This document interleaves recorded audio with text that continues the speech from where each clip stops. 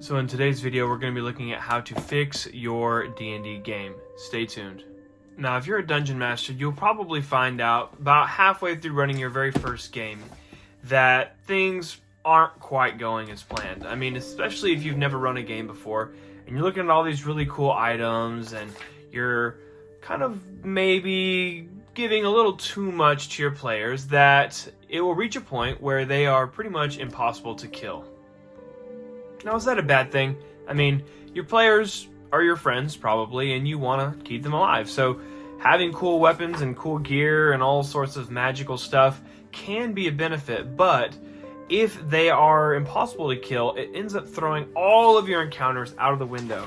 And so as you're trying to get your campaign going and make sure that it's fun and exciting, but also a little bit challenging, you'll often run into a huge problem. Your players just won't die. And what I mean is they won't ever feel any major challenge. And when they don't feel a challenge, then everything is a cakewalk. And every encounter that you throw at them seems like they take it out in 1, 2, 3 rounds. And then finally, when you get fed up with it and you just throw them a gigantic enemy, it's too much. You throw them in the middle of a big siege, or even worse, you have them fighting interdimensional demons and they die. And then what? Well, maybe it's a complete TPK, total party wipe. You have nobody left over and the game's over, right? Well, not necessarily. Because if your players die, it's not the end of the world. You see, I think you should kill your players. Now, not in the real world. I think that too many dungeon masters have this issue with killing their players. And no matter how much garbage the players throw at them, no matter how overpowered, no matter how overdone, how metagamed, and how, perfected their builds are, they never seem to die. And then finally, you're worried and you don't want to give them too much, and then it tips the scales over and they're dead and you feel bad, and you obviously don't want that to happen. So instead you just keep drip feeding them these tiny little encounters with goblins or things like that, and eventually your players get bored and everybody stops coming over and, well, the game is done.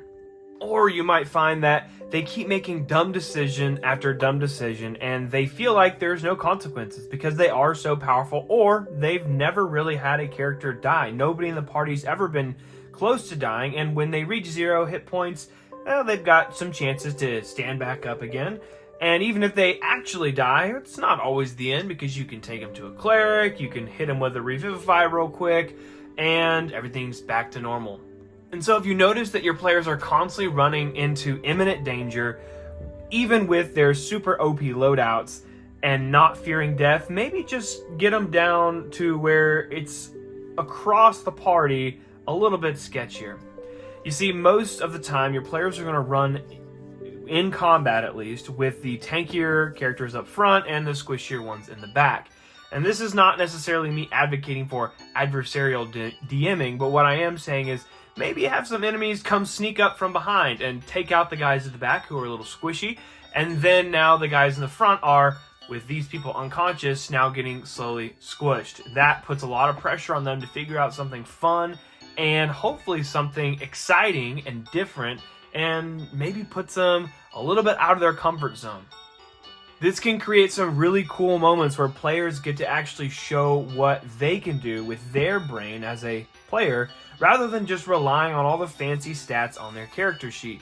And when that happens, it encourages roleplay, it encourages creativity, and overall it makes for a fun and cool story. Sometimes you might notice that your players spend 15 to 20 minutes before every single encounter preparing for exactly what they're going to do when they go through the proverbial fog gate and get to the boss fight. Well, maybe instead of that, about halfway through their planning, or when you think they've got a decent enough plan but they're still arguing back and forth, the enemies attack. They come rushing out of the gate towards them, and that kind of puts the ball into the player's court of, okay, we have to make a decision right now or else. Now that could make for a fun story. But if you let the characters go on for so long thinking that they're invincible, and in reality they kind of are if you never put any real danger on them, then the decisions they make will be less and less realistic, and it's going to lead to this sort of hero complex, which is oftentimes something that happens when players get above level 6, 7, 8, especially over level 10. There's almost nothing that can kill a level 10 player, let alone level 20 player. Now there's a time and there's a place for these high level adventures. I would recommend running a one-shot. Maybe you have some players that really want to try this build that they saw out on Reddit. And so say, hey, we're going to do a one-shot. It's a level 12 one-shot, so make a fully fleshed out level 12 character. Give them a background if you want, but it's just going to be a one-shot. Let's go in there, let's kick some butt, let's have a good time, beer and pretzels, kicking the door down, as they say, and let's go fight this big bad evil thing. And maybe, secret here, but maybe even have that one shot be something that's connected into your main campaign. So for example, if your players are off in this one part of your map, and let's say that they're, interacting, they've got some cool roleplay intrigue right here, they're level 3, level 4, they're in this town here. Well, let's say that off in the distance, over in these hills, maybe there is a dungeon that they can go delve with these high-level characters. They go in, they kick some butt.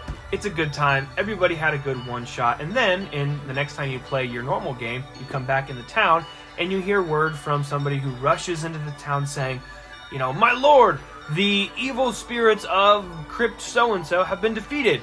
That doesn't mean that it had to be something that was weaved into the story from the very beginning. It can just be something that your player characters, who are the low level, hear about and they go, wow, that's cool. We actually impacted the world by doing this one shot here with random characters, and hey, maybe they come back for another one shot if you had a good time, if the players had a good time, if you feel like running another high level game. Otherwise, it can just be a cool little lore point, and that maybe later on down the road, the characters can actually meet their old characters from this. Maybe they earned some land or some property, and on the other side of the continent, they're running an adventurers guild, and one or two of those player characters are still alive. Maybe you can talk to those players themselves and say, hey, what would so-and-so be doing after that one shot? Do you think he would want to go run an adventurers guild? And you can have them just be sort of a backup NPC character that doesn't have to stick around with the party, right? They wouldn't. You wouldn't want to make it like that, but instead you could just have it sort of intermixed in, so you have high-level one-shot characters that you have fun and play with, but at the same time, you still can stick with your much more down-to-earth, much more realistic gameplay. Maybe you don't want to kill these characters. Maybe these characters in this town, you spent a long time, it's been weeks or months. You do want to put them in danger. You do want them to feel like there's danger. So when they do these high-level one-shots, or even if they just do a different one-shot, you maybe have one or two of those players actually die, or the characters die.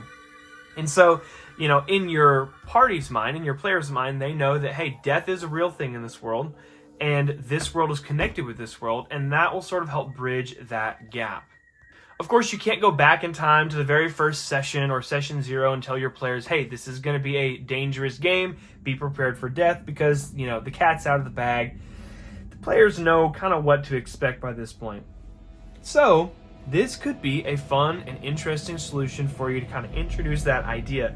And then in every session going forward, these characters here start to feel maybe a little more danger as they go to these other areas, and perhaps even when they do come to an area where there is danger, they're going to be a little lighter on their toes, they're going to be a little bit more cautious of things, and, kind of take that hero complex off their shoulders as level 4 characters. Once your players know that, those two worlds were connected and that death can happen, and maybe even you show them that death can happen in with those lower level games where somebody gets really low, or perhaps the whole party gets really low. Maybe, like I said, you do that pinching maneuver with the enemy, or you have them rush the players.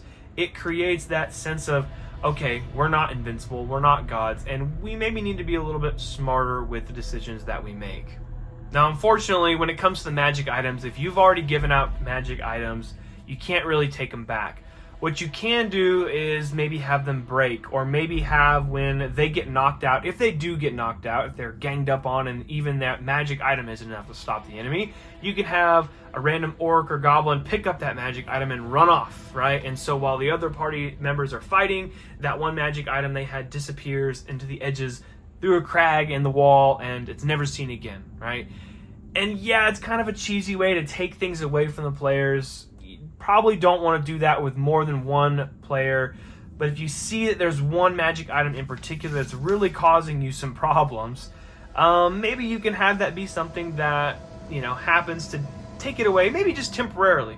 And then the players have a quest to go retrieve that magic item, or maybe the magic item shows up later from a boss who's then wielding that item against the players. There's so many ways that you can go about this, but you need to be sure that the players understand that the game has the chance of being lethal, you have the chance of losing these magic items, and that you're not invincible.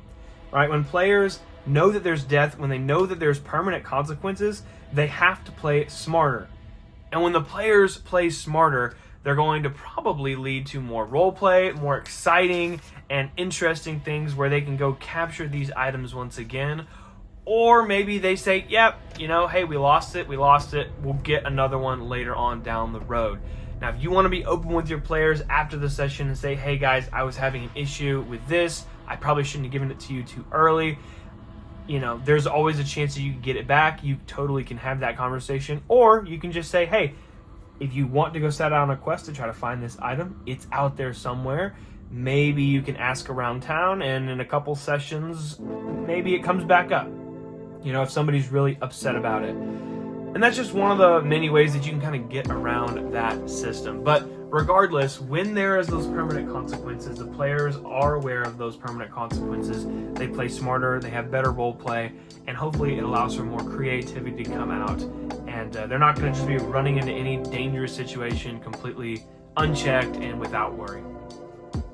Will killing your players really fix these problems? No, probably not, but at least it can create some fun and exciting gameplay experiences. Y'all have a great afternoon.